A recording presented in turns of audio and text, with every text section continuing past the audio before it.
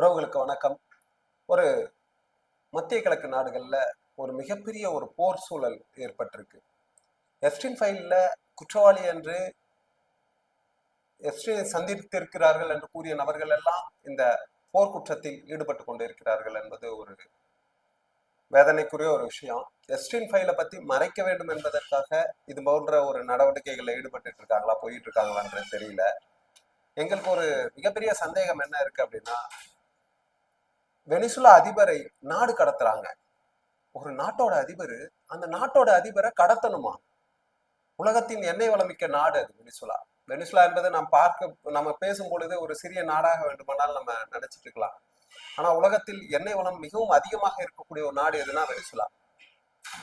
ஈராக்ல அணு ஆயுதங்கள் இருக்கு, அணுகுண்டு இருக்கு, அவரை நம்ம போர் தொடுக்கணும்னு சொல்லிட்டு ஈராக் மீது போர் தொடுத்தார்கள்.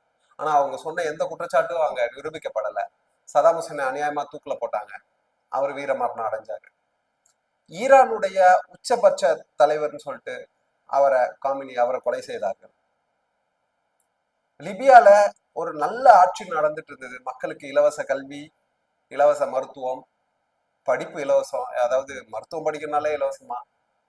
அங்க மிகப்பெரிய மருத்துவர்கள்லாம் உருவாகிட்டு இருந்தாங்க. கடாபியை அநியாயமா போட்டு முடிச்சாங்க அவர் கதையை. இவர்களுக்கு என்னதான் வேண்டும்? உலகத்தில் மிகப்பெரிய வர்த்தகம் எது என்று சொன்னால், நாம தினம் ஆளுக்கு 100 ரூபாய் 150 ரூபாய் செலவு பண்ணிக்கிட்டு இருக்கோம் எண்ணெய்க்காக. ஆயில், எண்ணெய் வளம் மிக்க இந்த நாடுகள் எல்லாம் மொத்தமாக எடுத்து அதை அமெரிக்கா ஆள வேண்டும் என்று, ஏகாதிபத்திய அமெரிக்கா ஆள வேண்டும் என்று நினைக்கிறது. கொள்ளையடிப்பதற்காக ஓப்பனா சொல்லணும்னா திருட்டு வேலையில் ஈடுபட்டு கொண்டிருக்கிறது அமெரிக்கா. அதற்கு பல நாடுகள் துணை போய் கொண்டிருக்கிறார்கள் என்பதுதான் நிதர்சனமான ஒரு உண்மை. உலக இறையாண்மைக்கே ஒரு சவால் விடுத்திருக்கிறாங்கன்னா இது இந்த மாதிரி ஒரு விஷயங்கள் நடந்துட்டு இருக்கு. ஐஆர்ஜிசி மரண அடி அடிக்கிறாங்க இஸ்ரேல. இன்னைக்கு வருத்தமா தான் இருக்கு. இஸ்ரேல்ல போகக்கூடிய உயிர்கள் தானே. ஆனால் அவர்கள் 80,000 உயிர்களை காசாவில் கொன்று குவித்தார்கள். அதை பற்றி கேட்பதற்கு நாதி இல்லை. அமெரிக்க படைத்தளம் எங்கிருந்தாலும் அடிப்புன்னு சொல்லிட்டு இன்னைக்கு ஈரான் அடிச்சிட்டு இருக்காங்க. சதாம் ஹுசேன் அந்த வேலையை செய்யல.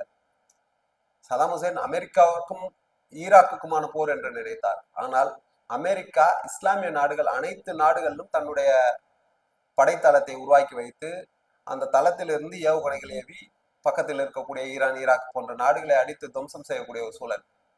நீ இங்க இருந்தா தான் அடிப்பேன்னு சொல்லிட்டு அங்க இருக்கக்கூடிய கத்தாரு, சவுதி, யுஏஇ, குவைத்து, இந்த இடங்கள்ல இருக்கக்கூடிய அனைத்து இடங்கள்லயுமே அடிச்சு துவம்சம் பண்ணிட்டாங்க.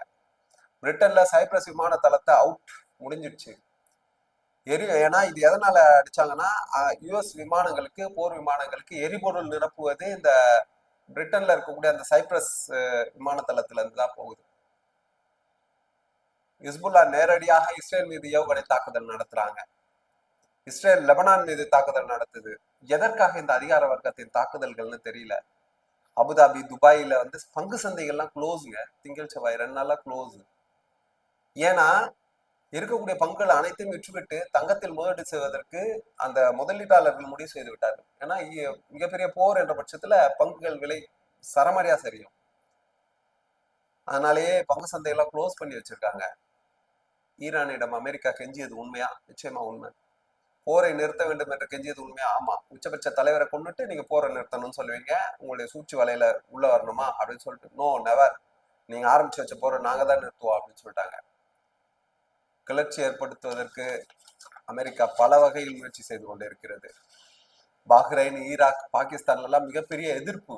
நீங்க பாகிஸ்தான்ல பாத்தீங்கன்னா அமெரிக்காவுடைய தூதரகத்துக்குள்ள போயிட்டாங்க. உள்ள போயிட்டு உள்ள முயற்சி செய்யும் போதே அடித்து துவம்சம் செய்து விட்டார்கள். ஒரு 8 பேரை அந்த தூதரகத்தில் இருக்கக்கூடிய பாதுகாப்பு படையினர் சுட்டு கொண்டு இருக்கிறார்கள். ஒரு விஷயம் புரியல. இஸ்ரேல்ல செத்தா மட்டும் படுகொலை, பாலஸ்தீனத்துல அநியாயமா கொலை பண்ணீங்கன்னா அது பேர் இறப்பு இல்ல. இந்த ஊடகங்கள் கூட இது போன்ற செய்திகள் தான் வெளியிட்டு இருக்காங்க. இஸ்ரேல் அணு உலைகளுக்கு சமாதி கட்டியாச்சு. டாலரை இனிமே நாங்க டாலர்ல வர்த்தகம் செய்ய மாட்டோம், யுவான்ல தான் வர்த்தகம் செய்யணும்னு சொல்லிட்டு சைனா, ஈரான் கூட யுவான் மூலமாக வர்த்தகம் செய்து கொண்டு இருந்தார்கள். வெனிசுலா கூட அதே மாதிரி தான் பண்ணாங்க. வெனிசுலா முடிச்சுட்டாங்க. இன்னைக்கு ஈரான் முடிக்கலாம்னு நினைச்சிட்டு இருக்காங்க. அது கொஞ்சம் நடக்காத காரியமா தான் தோணுது. இஸ்ரேல் ட்ரோன் அட்டாக் இருக்கு இல்லையா, அது பயங்கரமான பயங்கரமான விஷயம், ரொம்ப தெளிவா இருக்காங்க அதுல செம எக்ஸ்பர்ட்டா இருக்காங்க. கிட்டத்தட்ட அமெரிக்காவிலேயே ஒரு 50 ஸ்டேட்ல இந்த ஈரான் போருக்கு எதிரான ஒரு போராட்டம். ட்ரம்ப் பாத்தீங்கன்னா முகத்தை தொங்க போட்டு போயிருப்பாரு. இவ்வளவு எதற்காக நடக்கிறது? உலகத்தையே கொள்ளை கொள்ள வேண்டும் என்று அன்று இங்கிலாந்து உலகத்தில் ஆட்சி செய்து கொண்டிருந்தது. இன்று அமெரிக்கா ஒரு குறுக்கு வழியில் உலகத்தையே ஆட்சி செய்ய வேண்டும் என்று நினைத்துக் கொண்டிருக்கிறார்கள். அவர்களுடைய எண்ணம் நிறைவேறாது. நிச்சயமாக நீதி வெல்லும், நியாயம் ஜெயிக்கும் என்ற நம்பிக்கையோடு விடைபெறுகிறோம். உலகத்தில் அமைதி நிலவ வேண்டும் என்று பிரார்த்தித்தவனாக. நன்றி, வணக்கம், ஜெயஹிந்த்.